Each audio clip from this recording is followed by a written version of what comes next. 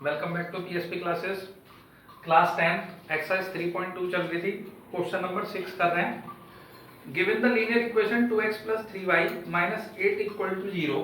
ठीक है, equation given है। Write another line equation in two variable such that the geometrical representation of the pair so formed is then फिर third part है इसके 3। ठीक है, मतलब क्वेश्चन में क्या कह रहा है बच्चों कि ये एक इक्वेशन दे रखी है। ठीक है, हमें इसी के जैसी एक मतलब इसके लिए कोई अदर लाइन की इक्वेशन लिखनी है जिसमें पहला केस है सपोज करो इंटरसेक्टिंग लाइन। ठीक है, तो हमें ध्यान है कि इंटरसेक्टिंग लाइन के लिए क्या कंडीशन होनी चाहिए, a1/a2 not equal to b1/b2। ठीक है, तो हमें एक ऐसी लाइन लिखनी है जो इससे इंटरसेक्ट करती हो। ठीक है, तो क्या करना है बेसिकली, पहले हम जो है ये इक्वेशन दे रखी है, इसकी तो बच्चों वैल्यू लिख लेते हैं कि a1 की वैल्यू 2, b1 की वैल्यू 3 और c1 की वैल्यू -8। अब अपनी तरफ से a2 b2 c2 बच्चों हम कुछ भी ले सकते हैं, लेकिन वो इस कंडीशन को फॉलो करना चाहिए। मैं फिर से एक बात ऐड कर देता हूं कि एग्जाम में इस तरीके के क्वेश्चन नहीं आते। ठीक है, तो आप इस बात को वो मत करना, लेकिन आप कर लो क्वेश्चन। ठीक है, समझना जरूरी है। तो अब देखो, जैसे सपोज करो हम कुछ भी मान सकते हैं। लेट a2 को मैंने ले लिया 5, b2 को मैंने ले लिया 7 और c2 को मैंने ले लिया 9। कोई फर्क नहीं पड़ रहा। चेक करो, a1/a2 करोगे तो 2/5, b1/b2 करोगे तो कितना आएगा 3/7। ठीक है, तो a1/a2 not equal to b1/b2, condition हो गई सेटिस्फाइड, है ना बच्चों। अब इससे इक्वेशन बना दो। इक्वेशन कैसे बनती है, a1x + b1y + c1 = 0, तो a2x + b2y + c2 = 0। अगर आप यहां लिखते हो तो a2x + b2y + c2 = 0। आप सपोज कर रहे हो कि ये इक्वेशन है आपकी, a2 b2 c2 आपने ये माने, तो क्या बनी equation, required equation 5x + 7y + 9 = 0। ये हो गया चलो फर्स्ट पार्ट।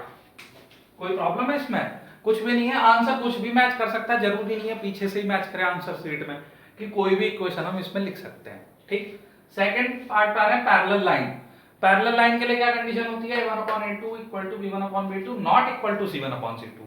तो इस बार आपको ऐसी वैल्यू लेनी है जिसमें a1/a2 का रेशियो सेम हो जाए, b1/b2 का रेशियो इससे सेम हो जाए और c1 c2 का मैच ना करे। ठीक है, अब देखते हैं। तो देखो बच्चों, a1 ये वाली जो वैल्यू है ये तो आपकी यही चलेंगी क्योंकि इक्वेशन वही है।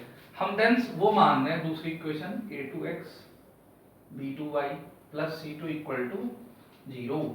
तो मैं क्या करता हूं, सिंपल यही मान लेता हूं, तो कोई प्रॉब्लम नहीं है। तो लेट a2 को मान लेते हैं 2, b2 को मान लेते हैं 2 और c2 को मान लेते हैं 9। फिर से चेक करते हैं, a2/b2 सॉरी a1/b1 a1/a2 कितना होगा, देखो 5, 2/2।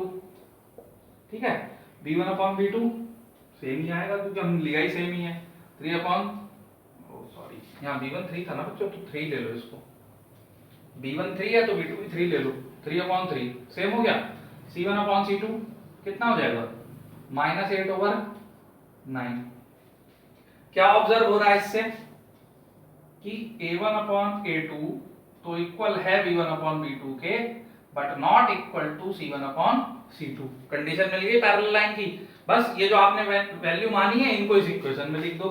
तो ये हो गया 2x + 3y + 9 = 0। ये हो गई रिक्वायर्ड इक्वेशन बच्चों। है आसान क्वेश्चन ना, बिल्कुल नोट कीजिए इसको। थर्ड पार्ट करते हैं फिर।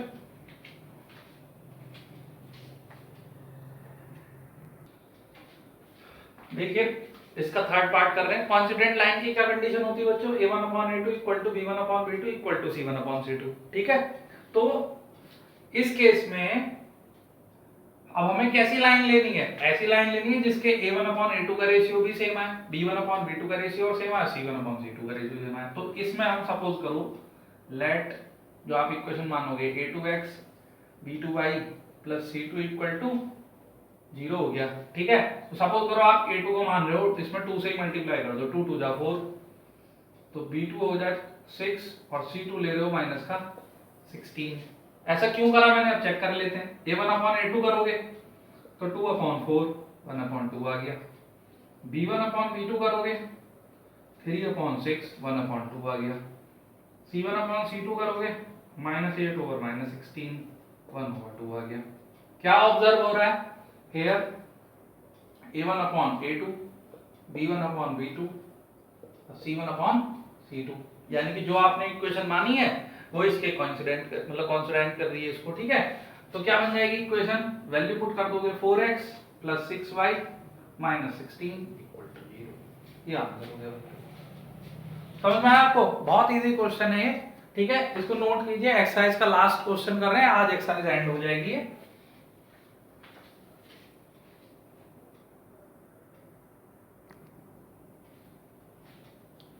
7 क्वेश्चन है बच्चों। देखो इसमें क्या दे रखा है, draw the graph of the equation. दो इक्वेशन दे रखी है, मैंने दोनों नोट कर दी है। उसके बाद कह रहा है find the coordinate of the vertices of the triangle formed by these line and the x-axis and the shade their triangular region। मतलब इन दो लाइन से और x एक्सिस से जो ट्राइंगल बनेगा वो तो जब भी पता चलेगा जब ग्राफ बनाएंगे। उस ट्राइंगल के कोऑर्डिनेट बताने हैं वर्टिसेस के और उस एरिया को शेड करना है, ठीक है बच्चों। तो स्टेप बाय स्टेप करते हैं। अच्छा क्वेश्चन है, लेकिन ये वाला ध्यान रखना, ये इंपॉर्टेंट है क्वेश्चन, ठीक है। तो अब क्या करेंगे हम, आपको ध्यान होगा, सबसे पहले तो हम इन इक्वेशन के पॉइंट्स निकालेंगे ताकि हम ग्राफ बना पाए, ठीक है। तो पहले यहीं से स्टार्ट करते हैं, y को उधर पहुंचा देते हैं, x इक्वल टू कितना है बच्चों, y - 1, ठीक है। अब सपोज करो y की वैल्यू, आप देखो मैं फिर वही बात बता रहा हूं, y की वैल्यू 0 पुट करोगे तो x की वैल्यू माइनस आएगी। आप चाहते हो ग्राफ माइनस में ना आए तो छोड़ भी सकते हो, लेकिन अगर आ रहा है तो आप इसको ले लो, यहाँ पे कोई प्रॉब्लम नहीं है, थोड़ा सा बना देंगे तो x ही आ जाएगा बच्चों -1। तो पहला पॉइंट आ गया -1, 0। समझ में आया? अब आपने y की वैल्यू 1 रख दी तो x equal to 1 - 1 equal to 0 हो गया बच्चों, तो 0, 1 हो गया। 2 पॉइंट्स हो गए। इधर आ जाओ सेकंड इक्वेशन। अच्छा, इसमें जो है 3x को रहने देते हैं, उधर पहुंचा देते हैं 12 - 2y, तो x बराबर कितना आ जाएगा बच्चों, 12 - 2y/3। सही है। y की वैल्यू 0 पुट करो तो x की वैल्यू 12 - 2 × 0/3। 12 में से 0 गया बच्चों, 12 बचेगा, 3 4 जा 12, पॉइंट क्या आ गया 4, 0। अब y की वैल्यू, अब देखो y की वैल्यू 1 पुट करोगे तो फिर वही बात आएगी, 12 - 2 10, 10/3। मैंने बताया फ्रैक्शन में नहीं लेना है, तो ध्यान है ना क्या करना है, 1 रखोगे, 2 रखोगे, सीधे कौन सी वैल्यू रखोगे, 3। तो y की वैल्यू रखेंगे 3, तो ये पूरा पूरा कट जाएगा, इससे बेनिफिट होगा। 3 6 3 6 बटे 3, ये आ गया बच्चों 2, तो 2, 3। तो समझ में आया? तो ये हमारे 2 पॉइंट्स इस लाइन के, ये 2 पॉइंट्स इस लाइन के। ग्राफ बनाते हैं, आधा क्वेश्चन हो चुका है, यहीं पे आ जाएगा बच्चों, यहीं बना लेते हैं, ठीक है।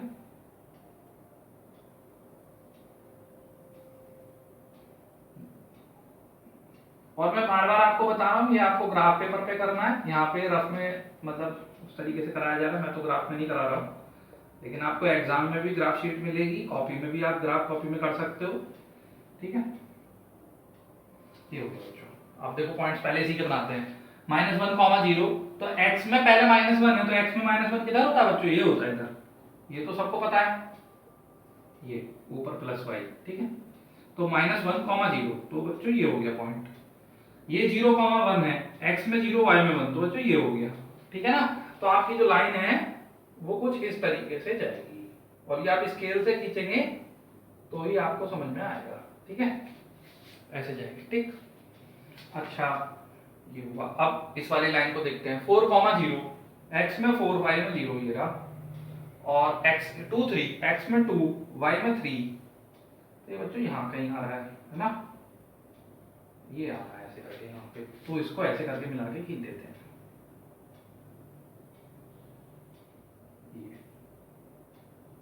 ये पॉइंट को अब नाम लिख देते हैं 2, 3, 4, 0। ये कौन सा था बच्चों, 0, 1, और ये कौन सा था, -1, 0, ठीक है। दिखाई दे रहा है आपको? थोड़ा ऐसे ही हो गया ना, यहाँ पे बहुत सारी चीजें हो गई हैं, ठीक है। कुछ ऐसा बना है ये, ठीक है बच्चों, अब एक चीज देखो, ट्राइंगल दिखाई दे रहा है आपको? क्यों? मैं डार्क कर देता हूं, दिखाई देगा। ये देखो, अब वो क्वेश्चन देखो कि उसने क्या पूछा था कि इन दो लाइन से और एक्स एक्सिस, दो लाइन और एक्स एक्सिस से जो ट्राइंगल बन रहा है उसके कोऑर्डिनेट बताने हैं। तो कोऑर्डिनेट बच्चों इसके नाम मान लो आप, ए बी और सी। तो देख रहे हो कोऑर्डिनेट ए के कितने हैं 2 3, बी के कितने हैं -1, 0, सी के कितने हैं 4, 0। तीनों कोऑर्डिनेट हो गए और एरिया को शेड कर देंगे। ये आपका ट्राइंगल जो है वो शेड हो जाएगा। यहाँ पे आप कोऑर्डिनेट लिख सकते हो, ए ट्राइंगल ए बी सी। तो ए के कोऑर्डिनेट लिखा हूं बच्चों 2, 3, बी के हो गए -1, 0 और सी के हो गए 4, 0। ये नोट कर लीजिए आप। समझ में आया बच्चों? तो ये क्वेश्चन हो चुका है, एक्सरसाइज कंप्लीट हो गई है। ठीक है, आज की क्लास को एंड करते हैं, अब अगली क्लास में मिलेंगे। ठीक, तब तक पढ़ते रहिए, खुश रहिए।